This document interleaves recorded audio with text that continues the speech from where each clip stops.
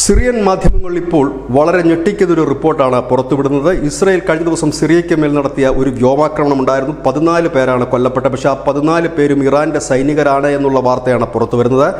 കാരണം ഈ സിറിയയിൽ രാസായുധങ്ങൾ നിർമ്മിക്കാനും മിസൈലുകൾ നിർമ്മിക്കാനുമായി ഇറാനും സിറിയയും ചേർന്ന് ഹമക്ക് സമീപമുള്ള മസ്യാഫ് എന്ന് പറയുന്ന ഒരു സ്ഥലത്ത് അവരുടെ ഗവേഷണ കേന്ദ്രവും ഒപ്പം തന്നെ ഇറാൻ സൈനികർക്കുള്ള ഒരു ഇടത്താവളം ഉണ്ടായിരുന്നു. ഇതിനു നേർക്കാണ് ഇപ്പോൾ ഇസ്രായേൽ ആക്രമണം നടത്തിയിരിക്കുന്നത്. 14 പേർ കൊല്ലപ്പെടുകയും 46 പേർക്ക് ഗുരുതരമായി പരിക്കേൽക്കുകയും ചെയ്തു. ഈ 14 പേരും ഇറാൻ സൈനികരാണ് എന്നുള്ളതാണ് ഇപ്പോൾ ഇറാൻ സ്റ്റേറ്റ് മീഡിയ റിപ്പോർട്ട് ചെയ്യുന്നത്. ഇറാനും സിറിയയും ചേർന്ന മസ്യഫിൽ ഒരു മിസൈൽ ഗവേഷണ കേന്ദ്രവും ഒപ്പം തന്നെ രാസായുധ നിർമ്മാണത്തിലുള്ള ഒരു കേന്ദ്രവും വളരെ കാലമായി പ്രവർത്തിച്ചു വരുന്നു. ഇത് അമേരിക്ക നേരത്തെ സ്ഥിരീകരിച്ചിട്ടുള്ളതാണ്. ഒപ്പം തന്നെ ഈ അടുത്ത കാലത്തായി ഇറാൻ സൈനികരുടെ എണ്ണം അവിടെ കൂടിയിട്ടുണ്ട്. ഒപ്പം തന്നെ മസ്യാഫ് എന്ന് പറയുന്ന പ്രദേശത്തേക്ക് ഇറാൻ അനുകൂലികളായിട്ടുള്ള തീവ്രവാദ സംഘടനകളും തമ്പടിച്ചു.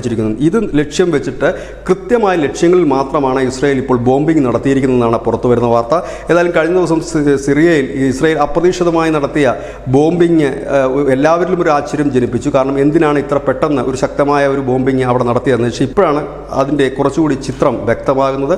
അവിടെയൊക്കെ ഇറാനും സിറിയയും ചേർന്ന് നടത്തിയ ഒരു സൈനിക താവളം മിസൈലുകളും, അതായത് ഉപരിതല മിസൈലുകളാണ് അവിടെ ഉപരിതലത്തിൽ നിന്ന് ഉപരിതലത്തിലേക്ക് വിക്ഷേപിക്കാൻ കഴിയുന്ന മിസൈലുകളുടെ നിർമ്മാണമാണ് ഇവിടെ നടന്നു വന്നിരുന്നത്. ഒപ്പം തന്നെ രാസായുധങ്ങൾ നിർമ്മിക്കുന്നതും ഇവിടെയാണ്. ഇത് വളരെ കാലമായി നീണ്ടു നിൽക്കുന്ന ഒരു പ്രക്രിയയാണ്. വളരെ കാലമായിട്ട് ഇത് തുടരുന്നതാണ്. ഈ കേന്ദ്രങ്ങൾ ലക്ഷ്യമാക്കിയാണ് ഇസ്രായേൽ ആക്രമണം നടത്തിയത്.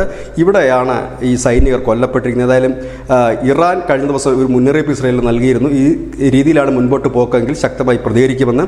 സിറിയ ഔദ്യോഗികമായി തന്നെ ഈ കൊല്ലപ്പെട്ടവരെ കുറിച്ചുള്ള വിവരങ്ങൾ പുറത്തുവിട്ടിട്ടുമില്ല. News desk news India Malayalam.